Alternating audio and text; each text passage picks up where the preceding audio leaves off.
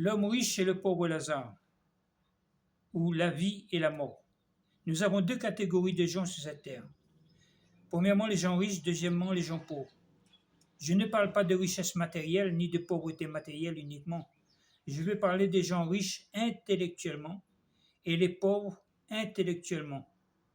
Dans les deux cas, il y a quelque chose qui nous échappe. Et pour certaines personnes, c'est normal qu'il y ait des riches et des pauvres. Mais Dieu n'est jamais contre la richesse. Sinon, il n'aurait pas enrichi Abraham, Job, David, Salomon, etc. Il y a plein d'hommes que Dieu a permis la richesse.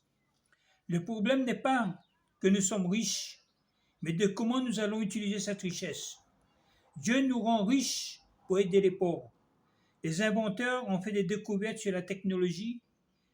Dieu leur a donné l'intelligence pour inventer les voitures, les avions, les bateaux, la télé, l'ordinateur. Pourquoi tout ça? C'est pour permettre à tout le monde d'en profiter. Et la vie est devenue plus facile à vivre qu'il y a 50 ans de cela. Il y a une autre chose, c'est la vie et la mort. Et là, personne n'y échappe. Les riches comme les pauvres mourront. Et ça, c'est la justice de Dieu. Je sais que cet enseignement n'est pas de toute oreille, mais si ça peut réveiller la conscience d'une seule personne, alors je n'aurais pas parlé pour rien. Mais Seigneur, merci.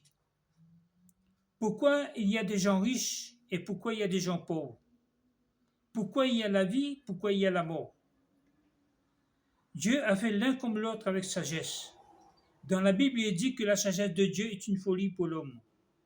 L'homme pauvre peut devenir riche et l'homme riche peut devenir pauvre. Mais cette vie où nous sommes aujourd'hui n'a rien de sûr, car d'un instant à l'autre, tout peut basculer. Les valeurs de la vie aujourd'hui n'a plus rien à voir en comparaison à ce qui était au début de la création. Et plus que le temps passe, le monde change. Non pas pour devenir meilleur, bien au contraire, mais de pire en pire.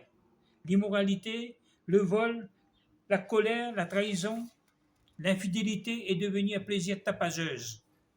Notre seul but pour réussir dans ce monde, c'est de tout faire pour ne pas mourir de faim. Pardon. Le monde est sous une influence du mal. Il n'y a plus de respect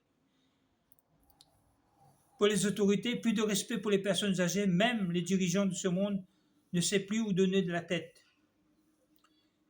Si on n'a pas de respect pour soi-même ni d'amour, comment peut-on respecter les autres et les aimer?